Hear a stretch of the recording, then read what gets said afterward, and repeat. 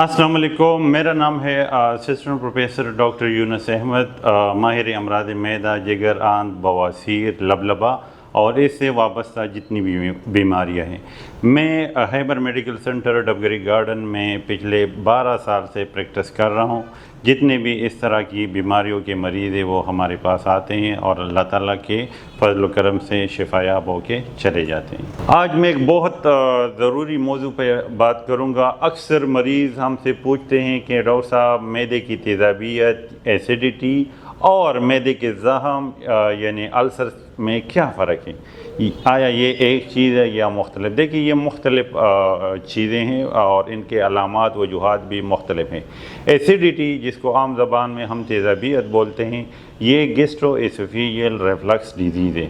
इसमें होता यह है कि जो हमारी खुराक की नाली एसोफेगस से और स्टमक जो हमारा मैदा है, इसके दरमियान अल्लाह ताला ने एक वॉल बनाया होता है। जब हम खुराक खाते हैं तो खुराक जब गज़ाई नाली एसोफेगस से नीचे मैदे में चली जाती है तो ये वॉल उसको वापस आने से रोकता है।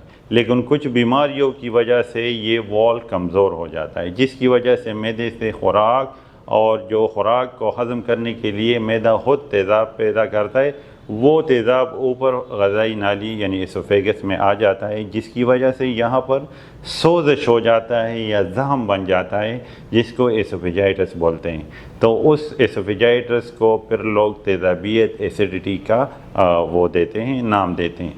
जबकि अल्सर या मैदे का ज़ख़म मुख्तलिफ़ वजूहात की वजह से होता है। ये इस वजह से होता है कि जब आपके खुराक में या आप ऐसी दवाइयाँ इस्तेमाल कर रहे हों, जैसे एनसेड दर्द वाली दवाइयाँ हैं या खून पतला करने वाली दवाइयाँ हैं या स्टेरॉइड्स हैं, अगर उनका इस्तेमाल आप ज़्यादा करेंगे या अगर किसी को एच पाइलोरी का इन्फेक्शन है और उसका सही टाइम पर इलाज नहीं करते, तो इन सारी वजूहात की वजह से जो हमारे मैदे की एक झिल्ली होती है, मेम्ब्रेन होती है, जो हमारे मैदे को प्रोटेक्ट करती है तेज़ाब से, जो अपना तेज़ाब जो मैदा पैदा करता है, तो वो तेज़ाब फिर मैदे में खुद ब खुद वहाँ पर ज़ख़म पैदा करता है, जिसको हम गैस्ट्राइटिस बोलते हैं।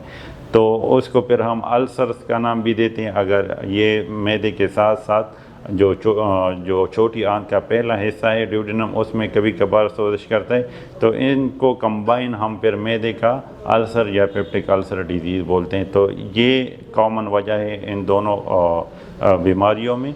इन दोनों बीमारियों की जांच के लिए, मतलब कि किसी को अल्सर है या किसी को तेज़ाबियत है, इसके लिए ज़रूरी है कि आप एक अच्छे गैस्ट्रोएंटरोलॉजिस्ट, मैदे के डॉक्टर के पास जाएं।